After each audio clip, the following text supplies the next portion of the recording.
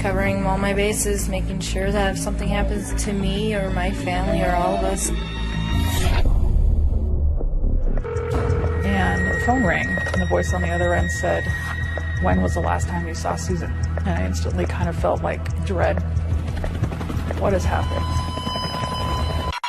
28-year-old Susan Powell was last seen Sunday. It has been 3 days. 4 days and counting. Been missing for a week. Josh had taken the children on a middle-of-the-night camping trip. It was freezing cold. None of this makes any sense. He was like, "Yeah, the kids are here. No, Susan's not with me." And I was like, "Well, where is she?" You know, and he was like, "I don't know." Who were you camping with? My dad and my mom. The children said, "Mommy was in the van but didn't come back with us." Pretty significant thing for a 4-year-old to tell a detective. Susan had often referred to her father-in-law as creepy. We're too close. There was Stephen wanting to be interviewed, and he ends up revealing the biggest bombshell. We interacted in a lot of sexual ways because I enjoy doing that. She even goes as far as to say, if I die, it may not be an accident. Okay, go and ask one last question. How am I going to find your wife without your help? Whole American community. It is in Puyallup, Washington, where these two families and these two lives intersect. Josh Powell and Susan Cox.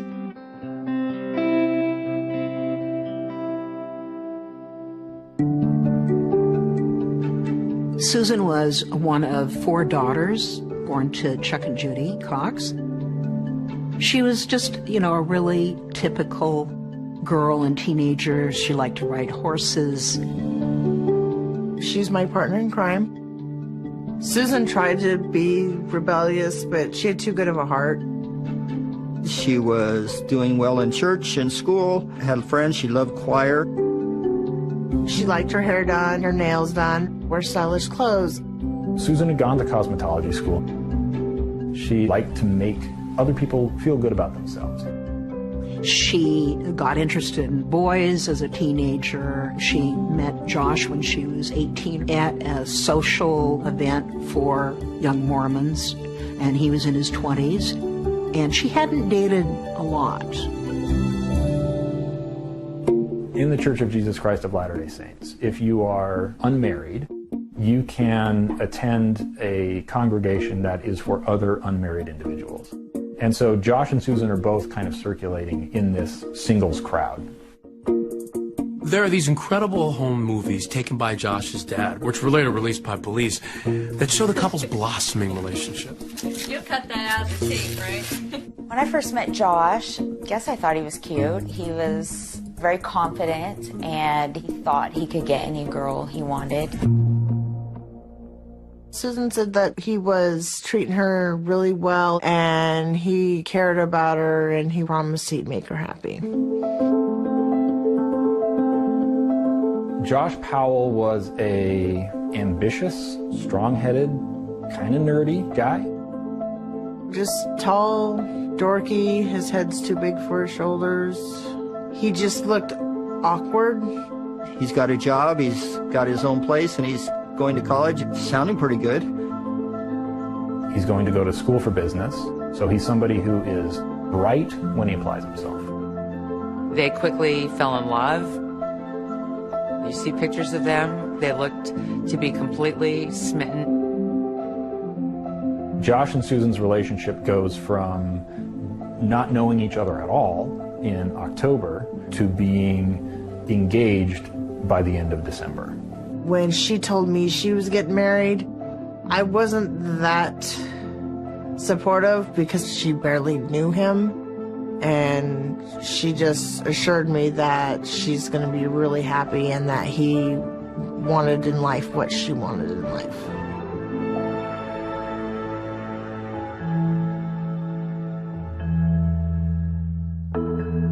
Those videos also capture Josh and Susan's wedding and the home life they built together after. Susan looked very pretty at her wedding. Very traditional, long white dress. So you put the ring in that box and opened it up, put it on. She was very excited to show off Josh and start their lives together. Let's see the ring. Let's see that ring. Hold your hand up, please. It's a young person's love story that quickly becomes dark.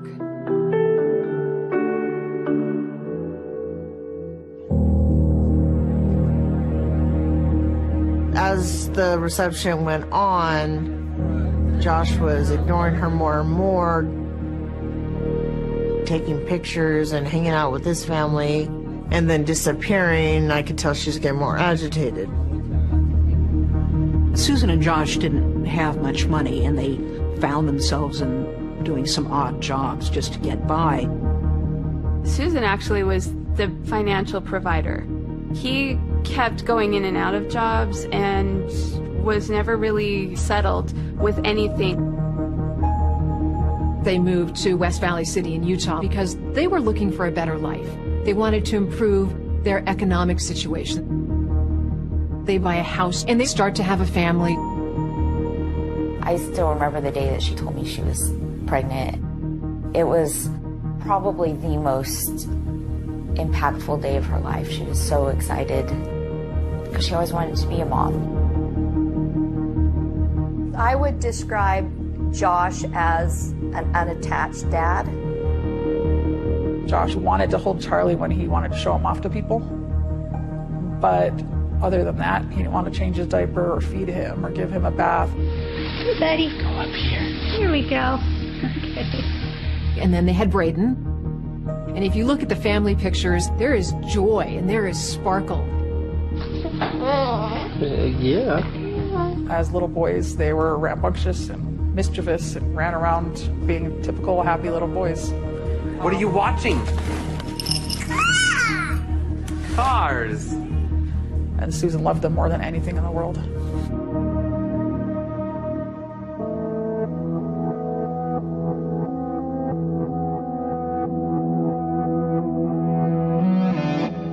Monday morning, December 7th, 2009. They didn't show up. Debbie Caldwell. She is the daycare provider for Charlie and Braden Powell. And by 7 o'clock, still no Susan. She had to be to work at 7. So that's not like Susan to be late and not call. They don't show up that Monday morning as the snowstorm is coming in, and Debbie Caldwell becomes concerned. Debbie tried to call Susan on the phone, tried to call Josh, couldn't reach anybody. So I got in the van and I went up the street to her house. And as I pulled into her circle, there was no tire tracks in the driveway. So I pounded on the door and I got no answer. So Debbie calls the emergency contact, which is Josh's sister Jennifer Graves and Josh's mom, Terry Powell. The conclusion that we came to was carbon monoxide. They're probably dead in their beds. We ended up calling the police. 911, what is your emergency? My son and his wife and their 2 children are not responding to calls, so they're not responding to people pounding on their door, and there's no tracks coming out of their driveway. I was worried that maybe gas has been left on or something like that. And a couple of officers come out on a welfare check. They determined that the best course of action is to break a window to see whether or not the family is in there. And they said, we'll go in if you'll pay for the window. And so we said, yeah, absolutely. They find evidence that pointed to some unusual circumstances. Why would that be here? That just wasn't a normal thing.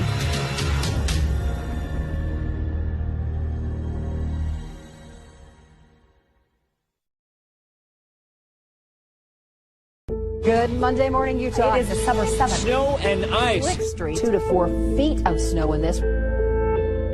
December 7th, 2009. I was viewing a bank robbery case, and the sergeant asked me to reach out to patrol. They were out on a missing family out on the west side of town. Jennifer gave permission to the police to break a window and go into the house. Most officers just kind of shimmied in. He was like, wait, what is up with the fans? There are 2 box fans pointed at the carpet in the living room, and we were all confused.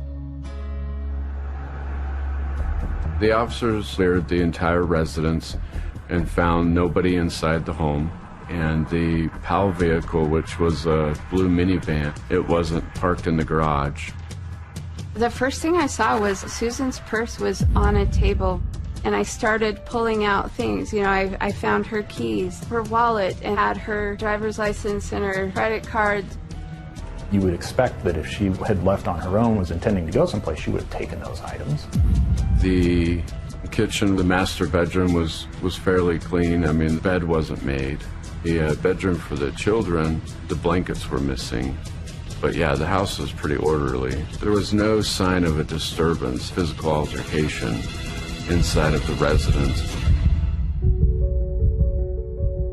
Is it 16? Yeah. On the morning of December 7th, I was sitting in my family room, homeschooling my 3 kids, and the phone rang. A voice on the other end said, Josh, Susan, and the boys are missing, and nobody's seen them since yesterday. Just the most horrible, sickening feeling. I just thought, what has happened? Susan's friends were afraid that they'd gone out on a jaunt, because Josh liked to drive and take photographs, and maybe had slipped off a cliff or they'd gotten stuck in the snow. I made a few phone calls asking other people in the congregation if anyone had seen Susan. Giovanna goes, I actually had dinner with them last night. Susan asked Giovanna to come over to the house and help her with her knitting and crocheting. While she was there, Josh, who never did anything domestic at all, offered to make people dinner. She was crocheting on her blanket. I was working on the yarn. Josh and the boys were in the kitchen cooking. He called his father, Steve, to ask for a recipe for pancakes.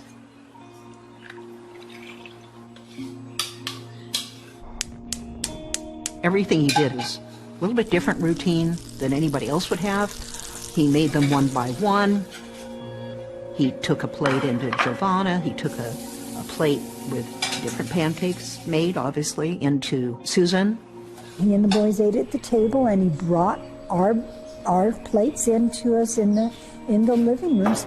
I think that was probably very unusual. I never ever witnessed them ever eating in the living room. Shortly after that, Susan began to not feel well. Susan laid down, and Josh sort of suggested to Giovanna that it was time for her to leave. He was going to take the boys sledding, and he and the boys actually drove out before I had finished putting on my seatbelt. That was the last time I saw anybody, or around 5.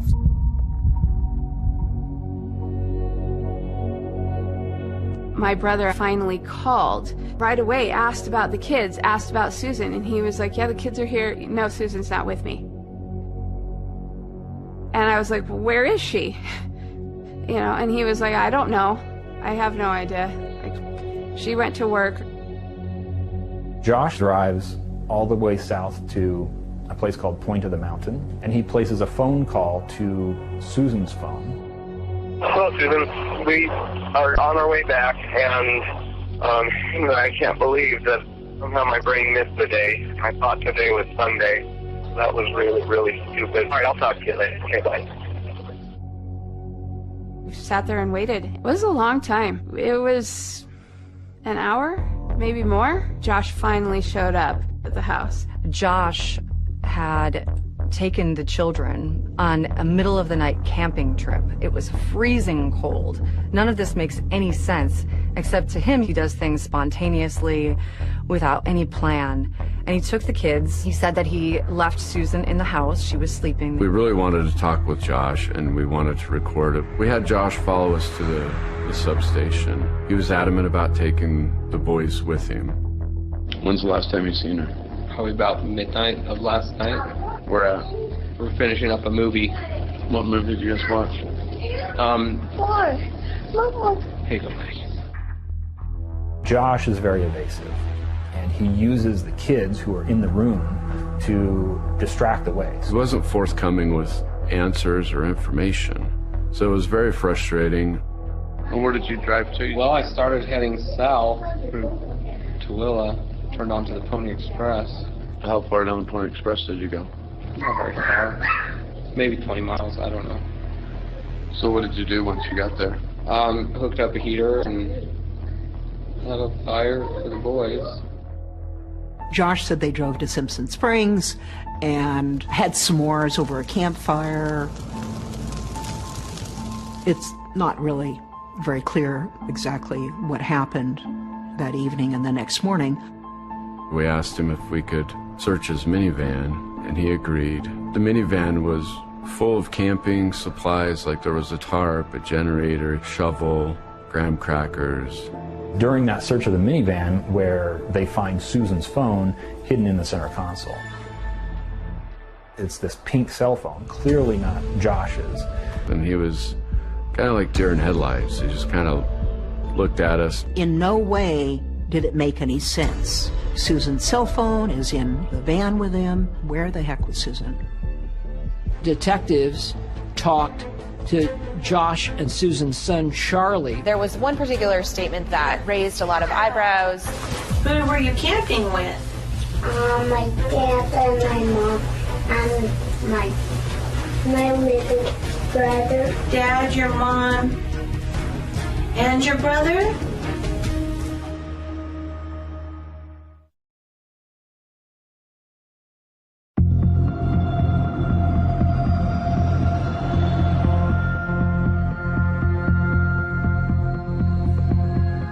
Down the street from the Powells, Kiersey Hellawell sat in a downstairs playroom, wondering, where is Susan? Then came the news. It made her heart beat faster, her stomach turn in somersaults. I just lost it. 9 o'clock that night, Jennifer told me that Josh and the boys are home, and I'm like, well, where's Susan? And she said, we don't know. As soon as I heard that he was back and Susan was not with them, I instantly said to myself, what has he done? It became like this game of telephone, where people were passing along these little bits of information, and suddenly a larger story was coming together. He said he was out driving around, he'd gone out camping with the boys. And I'm like, are you a crazy man? It was cold. That is 100% Josh. He did that kind of stuff all the time. But Susan would have never allowed him to ever take the boys out in the winter to the desert in the middle of the night. Never. I never believed his story at all.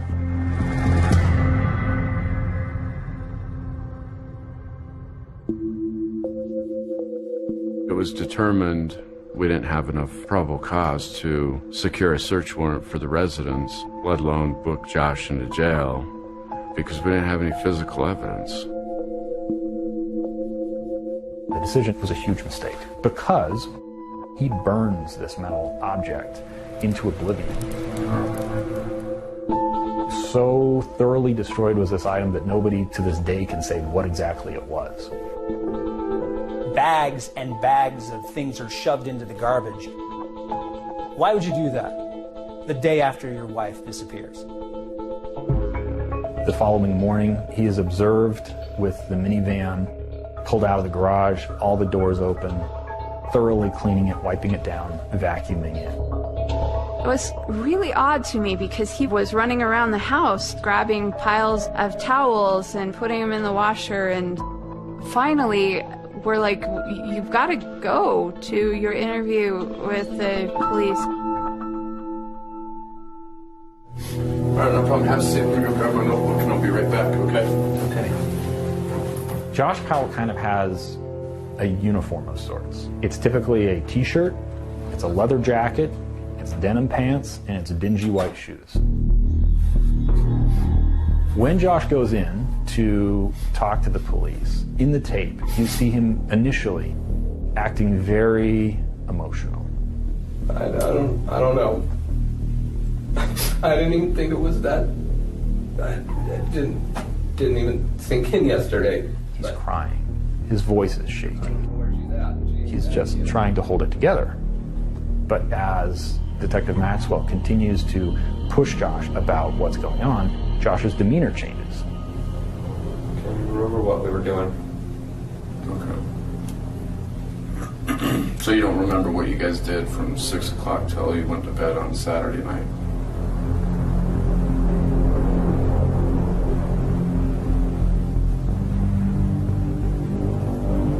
I just don't remember what activity we were doing. Josh is not a participant at all in talking about his missing wife. Shows no urgency in getting out to go look for her. During the day, but... Have you checked any places where she could be? I haven't had much of a chance to do any of that yet. He asks police no questions about what they're doing to find her. Jack, what places should we go check to see if we can find her? CD supply? I don't think she would be there, but she likes them. And he offers no suggestions, really, about where they might look. Okay. Let me ask you this before you go. Go ahead and ask one last question. How am I going to find your wife without your help? While I'm interviewing him, another colleague conducted a child forensic interview. Right there. Yeah. Good job. It's got nice lights, huh? Pretty. We went to the Children's Justice Center, and they were able to interview Charlie. Braden really wouldn't talk to them. Okay. Well, what did you do last night? Go camping. You went camping? Who were you camping with? My dad and my mom and my little brother. The children said, Mommy was in the van but didn't come back with us. A pretty significant thing for a 4-year-old to tell a detective. We got in the airplane, and the airplane went to Dinosaur National Park. Oh.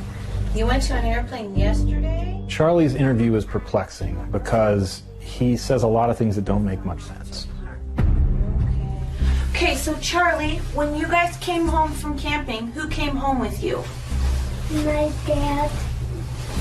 And my mom stayed at Dinosaur National Park. My mom stayed where a prison park. There was one particular statement that raised a lot of eyebrows. Mommy is with the crystals. And how some people interpreted that was that the boys had been with their mom and she was not alive.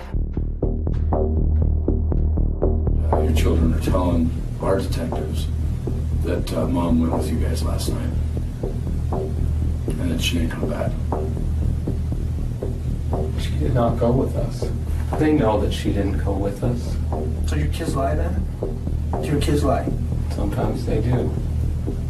With children, they're going to go from threads of truth and reality to fantasy. And maybe things that happened long before Mom disappeared, they're still in his memory, and in his mind sort of fuses together. She was not with us. I didn't leave her at the Pony Express. I didn't just take her out and drop her off or even do anything. I do want the lawyer, because at this point, I definitely want the lawyer. Could have I went and booked him into jail? Yeah, I could have. But we wanted to find Susan, so we were putting a GPS tracker on his van. We want him to be out and about and see where he goes. Instead of picking up his van, he went to the airport. He rented a Ford Focus. And he vanishes in that rental car for 18 hours. And when he returns that rental car, it has an additional 807 miles on the odometer. To this day, we don't know where Josh went. Very quickly, the police realized that Josh was lying to them, that he was evasive, and he was not acting like a bereaved husband.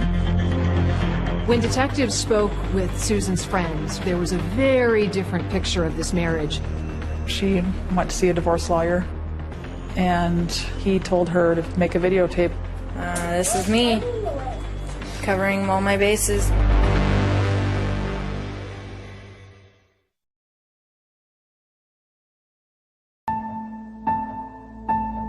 In a developing story, the search continues this morning for a missing wife and mother in West Valley City. We had been hearing some buzz in the community that there was a woman who was missing. 28-year-old Susan Powell was last seen Sunday night, a family dinner with other friends. It has been 3 days. 4 days and counting. Been missing for a week. Utah gets missing persons cases almost every day. So this didn't really stand out as anything out of the normal. ABC4's Brian Carlson is live at the West Valley Police Station tonight. Until you start to hear some of the details unravel.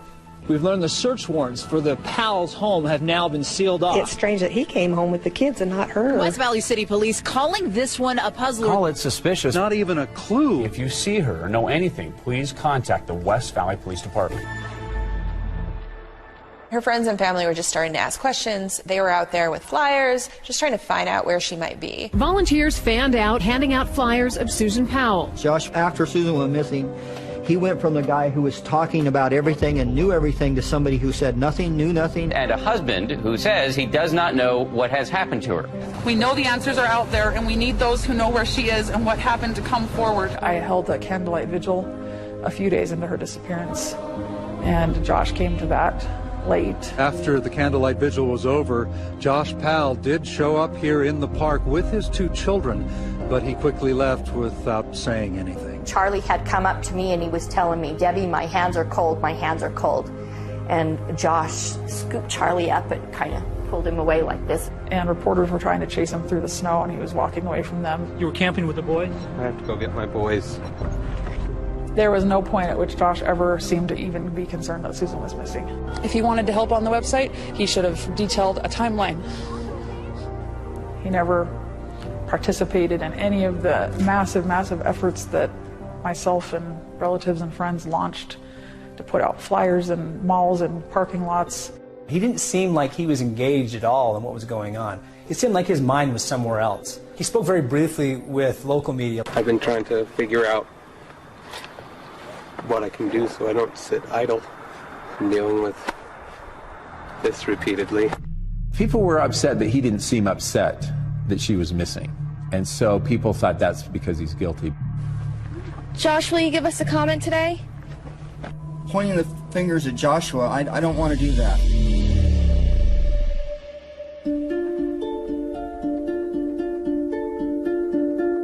It seemed like initially Josh and Susan were a pretty conservative couple, loving family, couple of kids.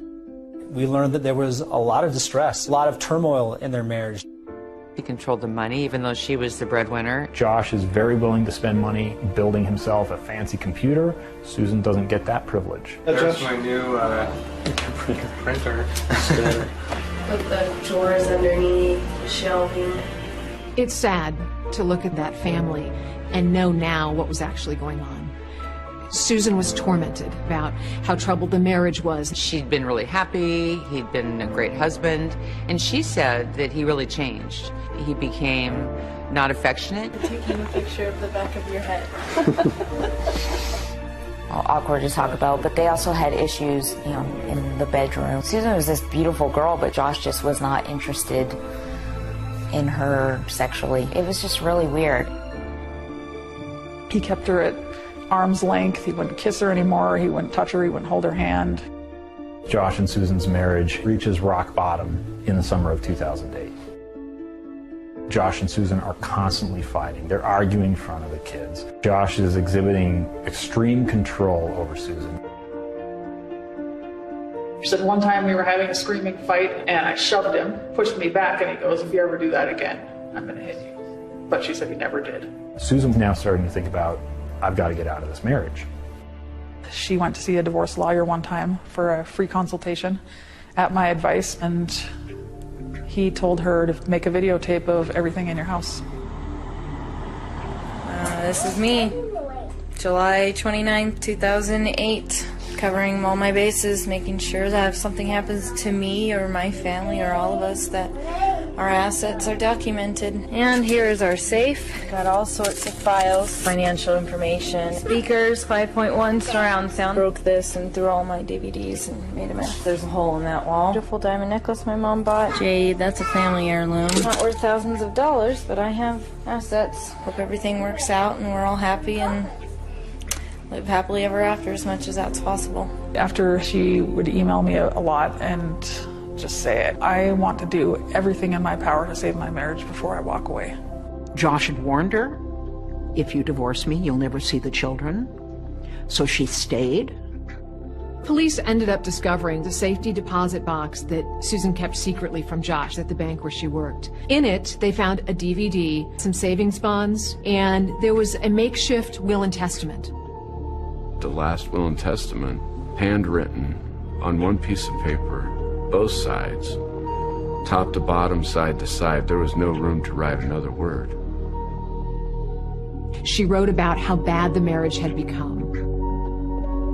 She talked about $1 million life insurance policy that Josh had taken out on her. And she told her boys she would never leave them. She even goes as far as to say, if I die, it may not be an accident. That is our biggest piece of evidence. It's her last words. There was no doubt that this document was authored by Susan. The biggest mystery of this case is why didn't police arrest Josh Powell? I was frustrated because they hadn't arrested him. I felt they had plenty of evidence to arrest him. Police have officially named Joshua Powell a person of interest in the disappearance of his wife, Susan. The West Valley City Police Department took a lot of heat for not throwing the handcuffs on Josh. There's a pile of circumstantial evidence. Is there enough there to arrest him and book him into jail and hold him accountable? Absolutely there is. Could we? No. The district attorney's office would not file any charges. They were very specific and told us that we needed to wait 12 months with no body. ABC News reached out to the DA at the time, who declined to respond to this claim and refused to comment on the case. Within days of Susan's disappearance, he had closed their bank accounts, cashed out her retirement fund, took the boys to Puyallup. People we talked to say they can't believe that Joshua Powell has emptied the house and left what is ground zero in the disappearance of his wife. They say it only casts more doubt on a man they're having an increasingly difficult time believing. I suddenly had this thought, I should get Josh to confess. Jennifer volunteered with the police to wear a wire. What is the truth? I know what I've done, and I haven't done anything. Then why not Susan?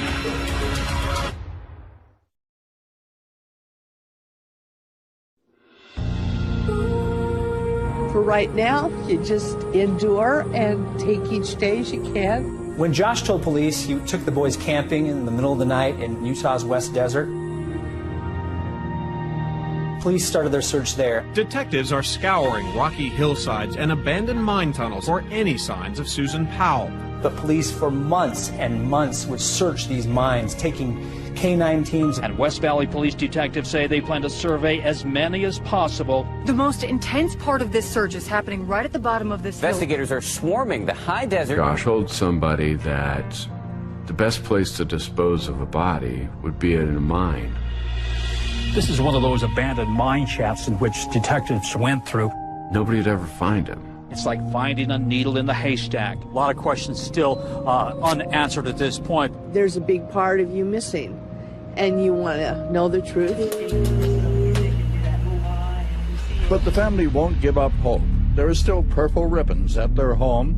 There are still stickers on car windows. Josh decides that he's going to take the boys up to his dad's house in Washington to try to get away from the media circus. You have anything to say? Josh, will you give us a comment today? You're a person of interest, Josh. Josh's dad, Steve Powell, he takes control. He shields Josh from the media and becomes his most ardent defender. I call it Fort Powell because it became a fortress. They had the windows, blinds drawn. They kept the house dark inside. When the media would knock, they'd open a crack and say no. They weren't talking to anybody. Hi, I'm trying to find Josh Powell. They were just their own little country. Josh isolates himself from the world. He's not talking to police. He's not talking to media. He's certainly not searching for his missing wife. I suddenly had this thought, I should try and get Josh to confess. Even Josh's sister, Jennifer Graves, doesn't believe him. So she goes to police and she volunteers to wear a wire and go inside her dad's house. They were just about to have dinner, and we went in, and the boys were so excited to see us. My birthday! It's your birthday, darling! I didn't know exactly how to force this confrontation with Josh. I'm hearing rumors that you'll probably be arrested soon. Well, I don't know. Suddenly, I just shoved Josh into the bathroom. And at that point, I was like, drop all pretense. Just tell me where her body is. We tried to cover it up. Where is Susan? Jennifer did a phenomenal job. I just don't believe it anymore. I can see it in your eyes. There's something there. You're wrong. Well, like I say, I think you just need to confess now and get it over with. don't be ridiculous. I know what I've done, and I haven't done anything. You told him. I've already told him every step. I'm not going to violate my attorney's direction. He still wouldn't budge. He still would not give me anything. I was so frustrated. Eventually, Steve kicked Jennifer out of the residence, calling her derogatory names. You are a bitch, is what you are. You talked about your brother and my son that way. I regret not getting the confession, but I don't regret going. This is Good Morning America. And joining us now, Susan's mother and father, Judy. Susan's parents, from the moment she was missing, they were very involved with the press. Suspect your son-in-law, your grandchildren, what they saw. But very quickly, the tone changed. We made a conscious decision. The politeness wasn't working, so we basically called him out. Josh is a desperate person. He has no valid explanation for where he was. Chuck Cox and the family, they're putting the purple ribbons, they got the billboard outside the neighborhood. All these things, I'm sure, are driving him crazy. But for 18 months, he sits in isolation and doesn't talk to anybody about it.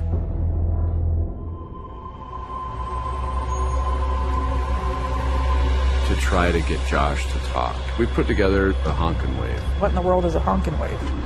Thank you! And he said, you make these, you're going to get these huge signs, and you stand on the really busy corners and get people to honk and wave to show their support. Thank you! It can cause anxiety and disruption in your suspect's mind. People start to do things as the stress tends to build. They picked a busy street near a store that they knew Steve and Josh shopped at, and Chuck and Judy, others were out there with signs and everything. And there were television cameras there. We're not going to stop looking for her no matter how long it takes.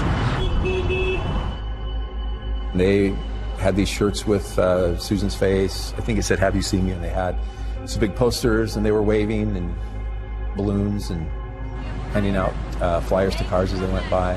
Steve pulled by, and the next thing I know, he's stomping over towards me. You can't do this. This is a store that I shop at. The only places where they've passed out flyers about Susan, the only place where they've put up billboards, the only place where they've duct taped flyers to light posts. How is you coming here helping to find Susan? It isn't helping to find Susan. How is your standing at our neighborhood market helping to find Susan, Chuck? An extraordinary, personal, and very public confrontation that erupted in the middle of the search for Susan Powell. Several family members were clashing in front of the cameras. Been all over the media. Yeah. If somebody has seen her, then they can report to the police. And you're only going to do this. Which other stores are you doing this at, Chuck? It was ugly. It was weird. It was really contentious. I was waiting for the cops to come and haul one of them away. Since you've come out against my family. Then Josh showed up midway into this confrontation on the street corner, and he had the boys in the van with him. Chuck Cox uses my sons as pawns in the media to drive whatever message he is trying to drive. Are you doing okay? Yeah, that's all right. I get a call from Josh. We were telling Josh, okay, are you going to do this interview or not? And he finally said yes.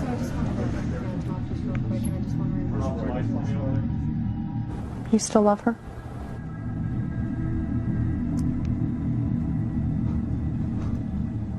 Yeah. He seemed very distant when I spoke to him. He had a hollow look and a stare that I wondered, is he trying to intimidate me? Josh, did you kill your wife? Then there was Stephen wanting to be interviewed, and he ends up revealing the biggest bombshell. There were just sexual things going on between us. This is your daughter-in-law. We were watching this on TV, and our jaws just dropped.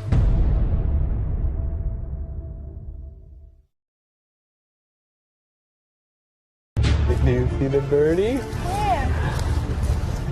Don't crawl in the dirt, boys. Hope everything works out and we're all happy and live happily ever after as much as that's possible. And I was like, where is she? You know, and he was like, I don't know. I instantly said to myself, what has he done? You have anything to say? Josh, will you give us a comment You're today? a person of interest, Josh. Even his own sister didn't believe him anymore. I just shoved Josh into the bathroom. And at that point, I was like, drop all pretense. Just tell me where her body is. Susan had often referred to her father-in-law as creepy, but she, I don't think, had any idea how creepy the man truly was. I can love you in a secret way. We can't talk about Susan or camping. I always keep things as secrets. During that interview, it's very clear that Charlie has been coached. He looked more and more like a psychopath. He was running out of places to hide. Slams the door in her face and locks it. This is a story you can't write in a Hollywood script. No one would have thought in a million years that's how the story would have ended.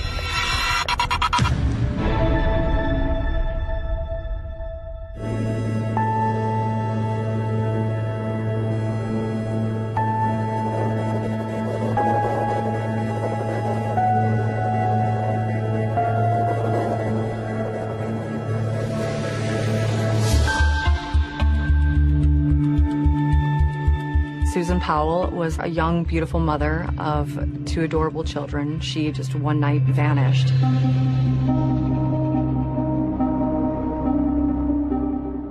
Detectives have named Josh Powell a person of interest in the case. He did some local news, some ambush-style interviews where they would ask him something on the fly. And You were camping with the boys? I have to go get my boys. But he never really sat down and talked about what happened. And I'll never forget the first time that I met him. I shook his hand and a chill just like raced up through my spine. I just shook the hand of a killer. Are we rolling? Why talk now? Oh, man. I wanted to come out and say something. People who know me know that I'm a good dad. I was a good husband. I provided for them. Susan also contributed. Nothing he told me during that interview convinced me that he was not part of what happened to her and why she disappeared.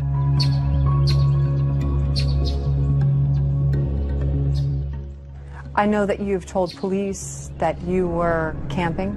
You brought your 2-year-old and your 4-year-old camping. Is that where you were? I'm not going to talk about anything that my attorney has specifically told me not to. Okay. Why not just answer where you were when she disappeared? Josh, can I suggest something?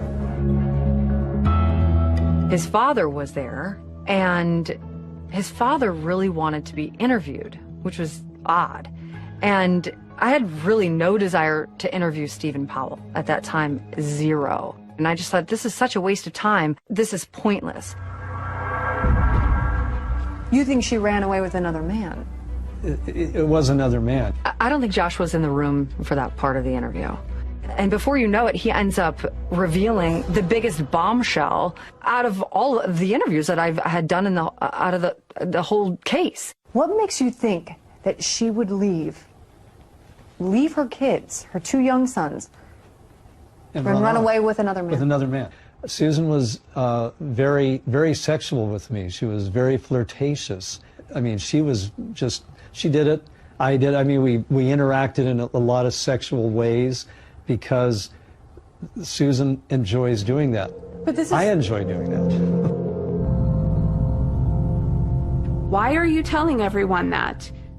That's not to your benefit, but somehow in my dad's own twisted mind, he thought that that was the greatest strategy to keep the dogs off Josh or something. I don't know. One day we were at an animal park. I was holding Braden in my arms, and I had my hands like this. The part I remember is that Susan came over to take him from me, and instead of just reaching out and grabbing him, she pressed her breasts against my hands, tightly. And she wouldn't let my hands out. And that's nice. It was a cold day, so it was a nice, warm feeling. Give me a break. But he loved to talk about it.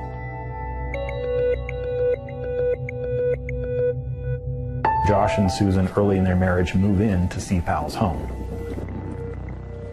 Susan had often referred to her father-in-law as creepy. But she, I don't think, had any idea how creepy the man truly was. No, I'll do this. And during this period of time, Steve Powell is constantly filming Susan. This is a man who is collecting video for his own perverse gratification. Because Steve Powell is a voyeur. He wrote a number of songs about Susan. Stephen Powell even recorded them and posted them on his website. I can love you in a secret way. I can love you each and every day. He had a pseudonym he used, Steve Chantre. While Josh and Susan were living with my dad, there was a point where she was alone in the car with my dad for a short time while Josh was in the house, and my dad actually hit on her. He has put his camera in the bag on the center console and left it recording. And so the audio of this conversation is captured. I've really fallen in love with you. You know, for the last year and a half, you're about the only thing I can think about. And just, for example, when we were sitting on the couch, it just felt like you were very, you know, I mean, I was extremely aroused, and I think you were somewhat aroused, at least I thought. I don't know where you're going with this. That audio was an opportunity to hear Susan in her own voice, telling Steve in no uncertain terms she was not interested. I'm kind of meaning to talk to you about this, because I realized the last time I came over and that my own father doesn't kiss me and you kiss me, and I didn't like that.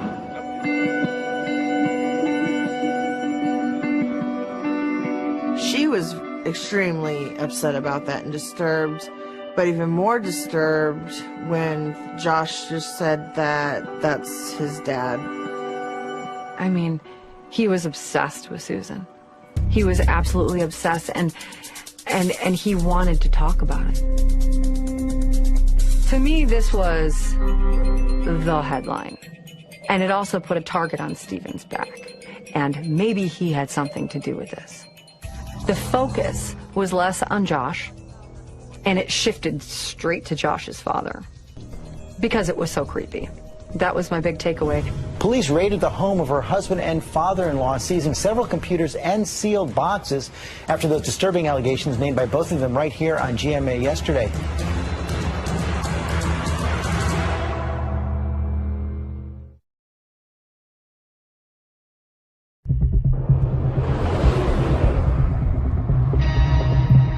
Susan Powell disappeared from her home near Salt Lake City on December 6, 2009. Since then, no word, nothing. The Powells, they had this entire campaign of their own, and it was to make Susan look bad. It was to make her look like she was promiscuous, like she was looking to leave the marriage and abandon her children. Susan Cox kept a diary, a secret diary. Let's stay focused on the journals, okay? Because I think that's very interesting. I believe that Susan had a liaison with somebody who disappeared the same week she did. She was very open sexually, and when I read her journals, it's clear that most of the the relationships she got into with males were ones that she initiated. Basically, Josh and Stephen, on their own stupidity, were telling, hey, this is, the Holy Grail. This is telling us where Susan is. This is telling us how Susan acted. So that gave us the nexus through the judicial system to get into the house. When Josh moved in with his father shortly after his wife's disappearance, he took some things from his Utah home, including Susan's journals. Susan Powell's diaries have taken center stage. According to the search warrant left at the Powell's home, police came looking for 7 very specific diaries, all written by Susan. Diaries that her husband insists will help explain her disappearance. They went through everything in the house, including all of Steve's, files, journals, computers. They also find Steve Powell's collection of voyeur videos. Steve Powell is doing things like sliding mirrors under the bathroom door, attempting to get images of Susan while she's undressed. I love putting her underwear against my face, just smelling her scent. Steve would narrate his videos to himself as he's shooting video of her dirty underwear. Stephen Powell would save things of Susan that she'd throw away in a bathroom garbage. Things like cotton swabs, wax strips, tampons.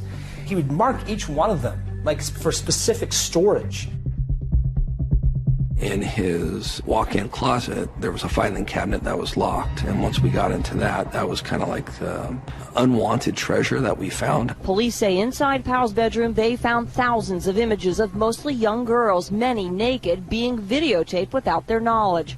Prosecutors say 2 former neighbors, sisters just 7 and 12, were repeatedly videotaped while bathing. Police said Powell shot from his bedroom window into the neighbor's bathroom window using a telephoto lens.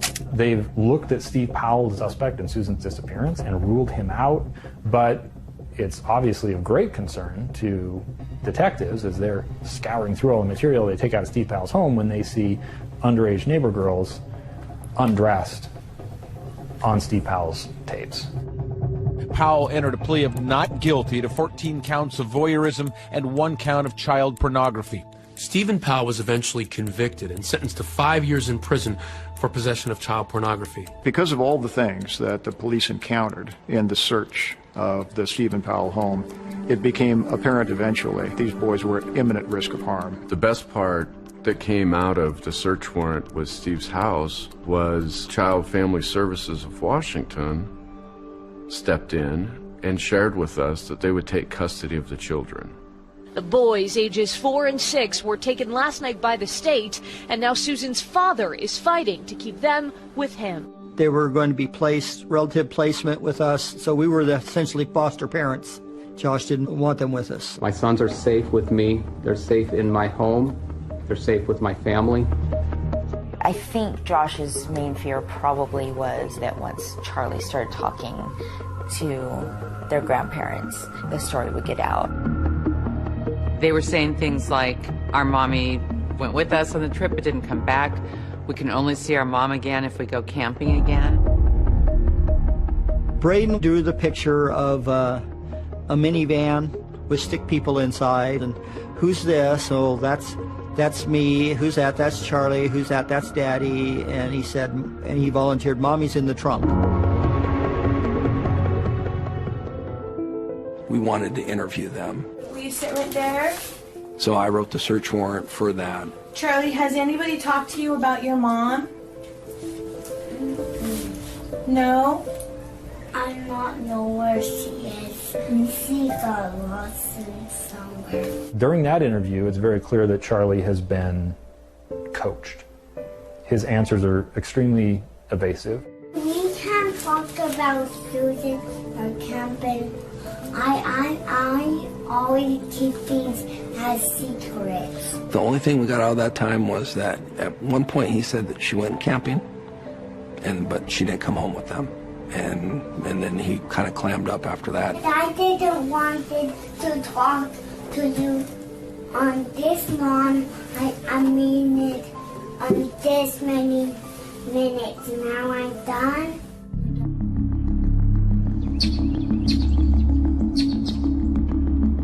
while the Coxes were fighting for custody of the kids and had temporary custody of the boys, they were still essentially wards of the state. Washington State had control over these children, and the Coxes were glorified foster care.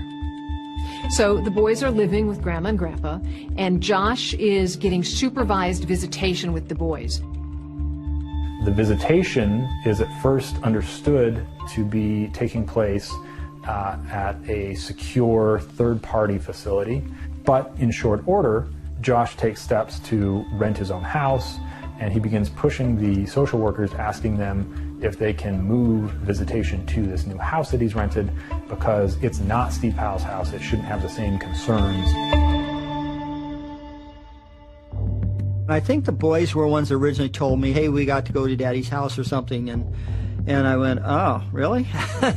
I was concerned about that. They were very excited. They were thrilled about the new house, and they were thrilled about the yard at the new house. I am in their best interest as their father, that I should be raising them. Through December into early January, he was confident that his reunification motion was going to be granted. Who has custody of your kids? Well, that was doomsday for Josh Powell.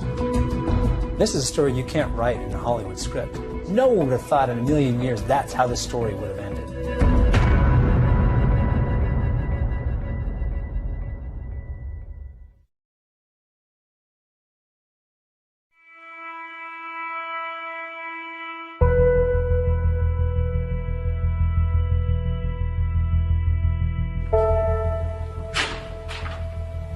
Josh, is there anything you'd care to say on your way in? When Josh was fighting for custody of Charlie and Braden, it wasn't about being a father. It was about beating the Coxes. The kids seemed like typical kids to a certain extent, but they were undergoing a lot of stress. I think Josh went into that hearing on February 1st thinking he was going to get his kids back.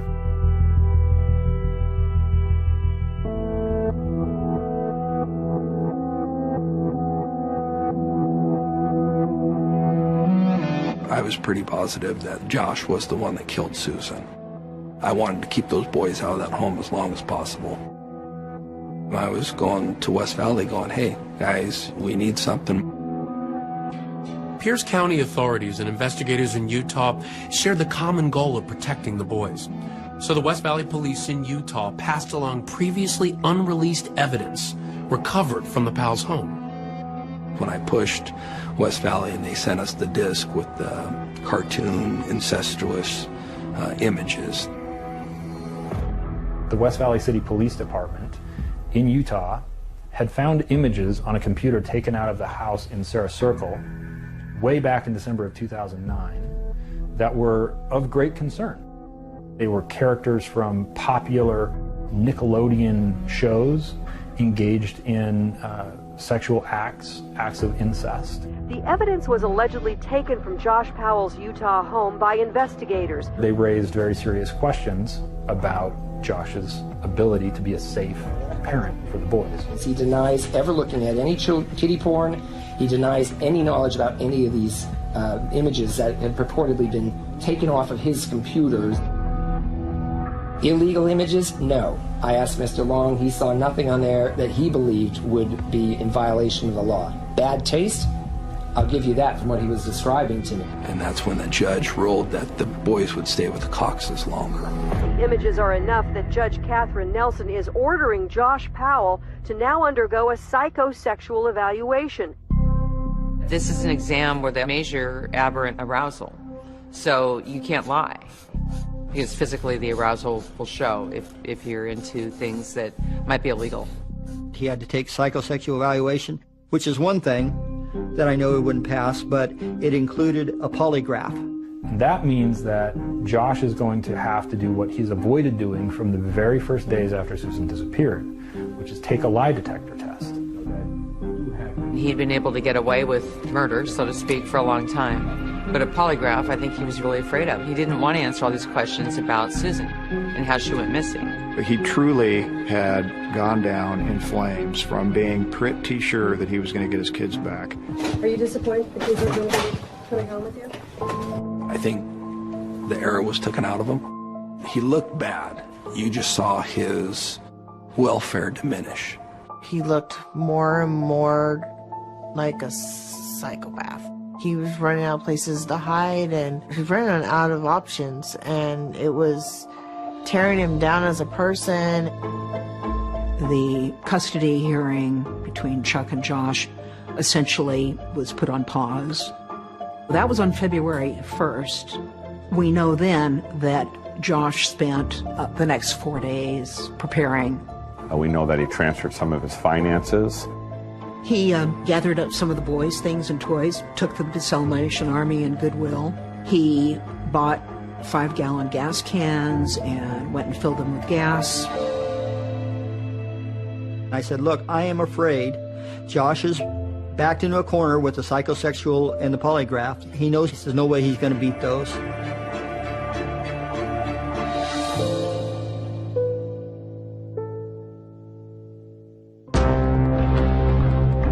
So the morning of Sunday, February 5th, Chuck had gone to church early. I knew they were going for their visit, and they were making it clear to my wife and myself, we don't want to see him today. No, we don't want to go. I picked up the boys. They were waiting with their grandmother, and I expected to return the boys in about 4.5 hours. And things just go very wrong. The Pierce County Sheriff believes what has happened is nothing short of pure evil.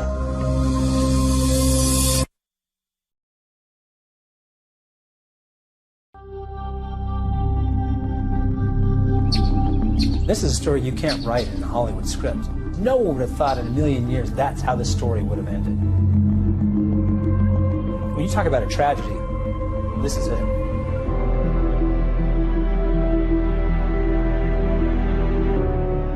The morning of Sunday, February 5th, Elizabeth Griffin Hall arrived at the rental house, parked out front, and as children do, Charlie and Braden got out of their car seats. They rushed to the front door, which is what they always did. I was 1 or 2 steps in back of them. The kids just rushed in. I saw Josh for just 1 second. His eyes caught mine, and he had a look in his eyes. She looks him straight in the face. He slams the door in her face and locks it.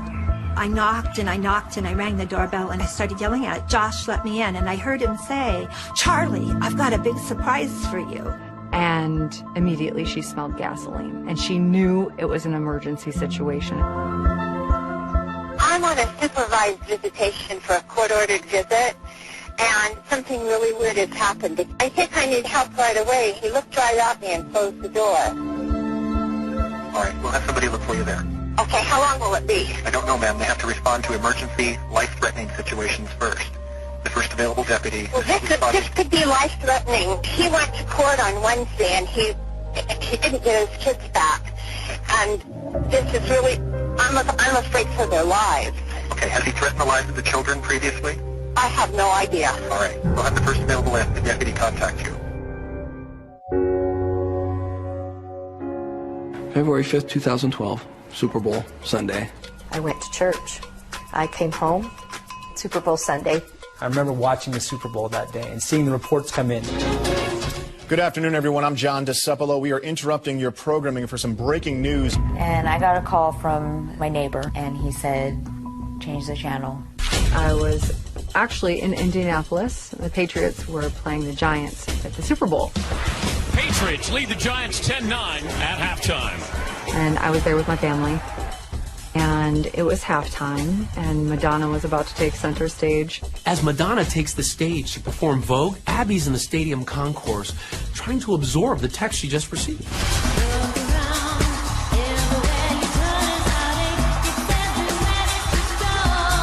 I get a text, pops up on my phone. There has been a fatal explosion at the home of Josh Powell.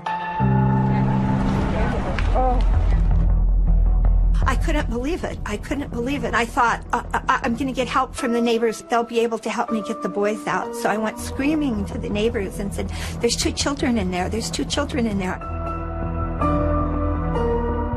I said, oh my God. And I thought like natural gas or something. And they said they found 3 bodies. There's a fire, the house exploded, and we're hearing that Josh and Charlie and Braden were inside. This can't be, this can't be. And I thought, no, that can't be real. I would have heard something.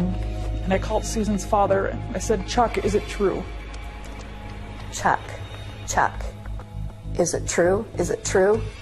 He said, yes.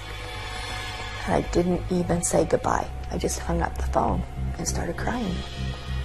And I was looking at a house with steam still coming out of it and fires, and he went and talked to his sergeant or whatever. He said, yeah, they're there, and they're dead. Honestly, I wasn't surprised. And the actions that he made after she went missing, I never underestimated him. And then to find out the details, it just breaks your heart. The Pierce County medical examiner says both boys had chopping wounds on their heads and necks, but that's not what killed them. The cause of death for all 3 was carbon monoxide poisoning. We believe he bought 2 5-gallons worth of gas, and one was used in the room where the boys were killed, where we found the hatchet, the boys, and one of the gas cans. And then after he had incapacitated them, he arranged them on the floor next to each other and poured gasoline on and around them and around the house. And then he sat on a gas can and lit a match. And they were still alive when the fire started, and they died of smoke inhalation. And there was also gasoline in their lungs. Police say there's clear evidence Josh planned out this house explosion and meant to kill himself and his children.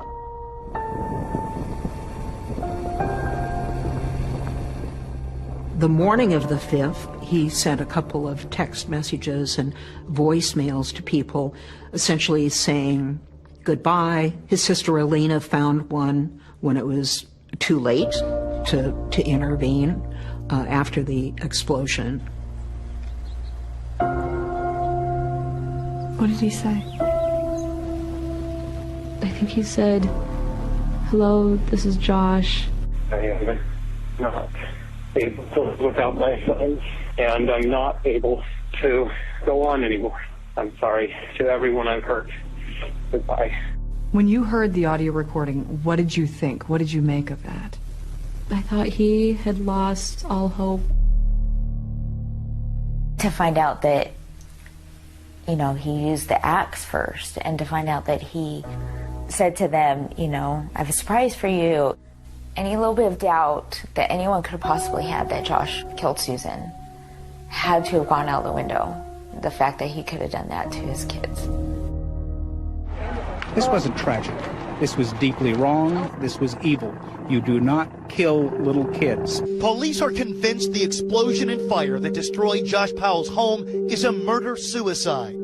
I don't know anything else I could have done. And they're still dead.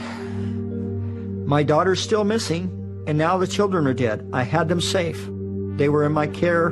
They were gone. I was frustrated with the Child Protective Service Agency. Why would they put this single woman in charge of these boys and send her into the lion's den? They had the right to grow up. The Cox family is determined to hold the state accountable and make them pay for the deaths of their grandchildren.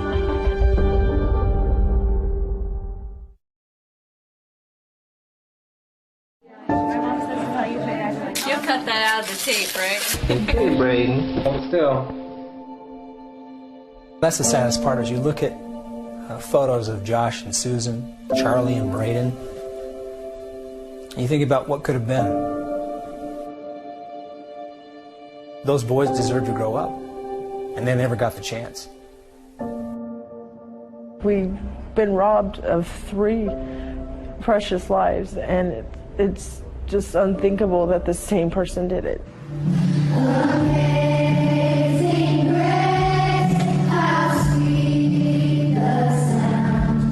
Why take the kids? Why? It makes absolutely no sense. My worst nightmare had just happened. But I went from praying that somehow Susan was alive to praying now that she was dead so that she could greet her boys in heaven. Outside the fenced-off crime scene, strangers visit the memorial that has risen. Flowers, balloons, and stuffed animals offered in memory of Charlie and Braden Powell. Why would he go through so much to get custody of the boys only to murder them? Come here, Charlie. Here we go, Charlie. Hey, buddy. Well, one of the possibilities is he destroyed the evidence. Those boys were starting to talk. And by destroying the evidence, basically he committed murder on his two boys. It shows how much of a monster he really was. And it shows how many people dropped the ball in this case. I was frustrated with the Child Protective Service Agency. Why would they put this single woman in charge of these boys and send her into the lion's den? It made no sense to me. I wanted to get the kids no matter what. I wanted to get the kids. If I could have gotten through the door, I would have. She did what she could. She did everything right. There's no blame on her at all. Anybody puts any blame on her, it's misdirected. The Coxes have filed a lawsuit against the state of Washington on behalf of Braden and Charlie. It's a wrongful death lawsuit, and their position is that the state of Washington put Josh's parental rights before the welfare of these boys. The Cox family lawsuit didn't include Elizabeth Griffin Hall or any other individuals as defendants. The fact is she was not the one that made the decision for this to be in the home. So to a certain extent, she's lucky she's alive. And she's, I think, a victim in a lot of ways, too. They filed this lawsuit, $35 million for Braden, $50 million for Charlie, $5 million for each minute that these boys suffered at the hands of their father before they were ultimately blown up in Josh's rental house. Please be seated. Good morning, everybody. You have a civil case against the state that started in February, was disrupted because of COVID-19. Please now give your attention to Mr. Buck as he presents the plaintiff's final argument. It is out of the state's failure to live up to their own primary directive of assuring the safety of the children that this tragedy was born. What was the place that had the least protection? Josh Powell's home. What about the level of risk? Then the state learned of the boy's statements. It learned of this incest images.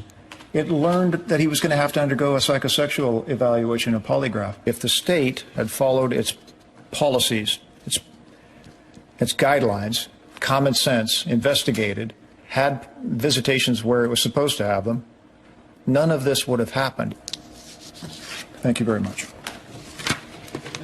Ladies and gentlemen of the jury, this will be the only and final time that you hear from the state in this matter. The state took this very serious.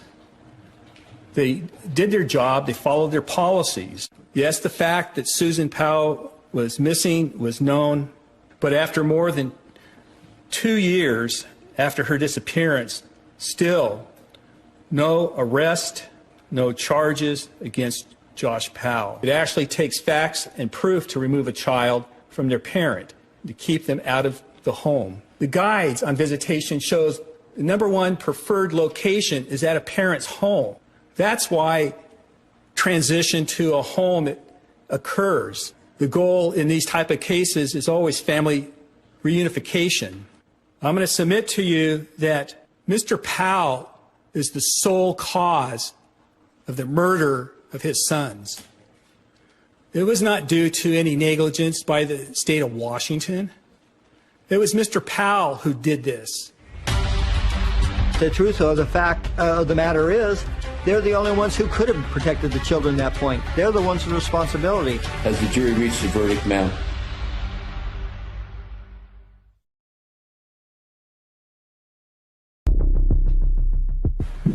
All please rise.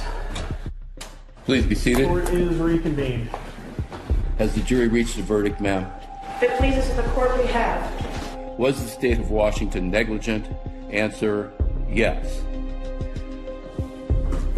What do you find plaintiff Charles Powell's total amount of damages? $57,500,000. Braden Powell's total amount of damages, $57,500,000. For 8 years, the Cox family has been trying to find justice. And it took us a long time. And we took a long hiatus with the pandemic. Today, justice has been meted out. What I intend to do is use the award to try and help other people in that so that we can save more children.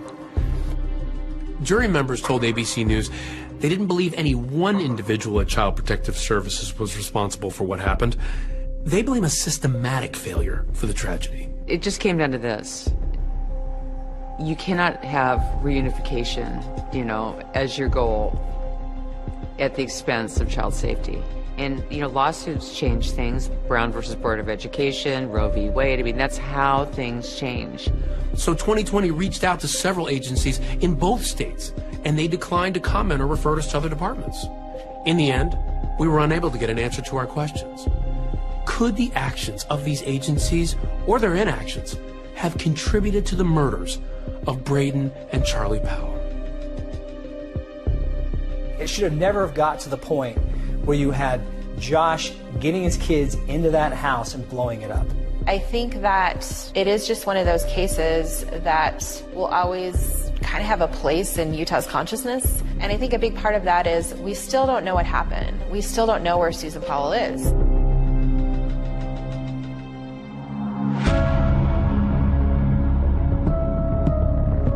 Does everyone believe that he harmed his wife?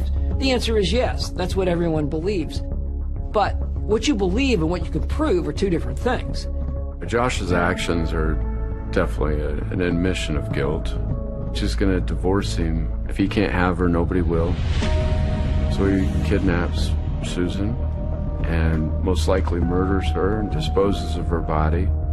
Where? Nobody knows.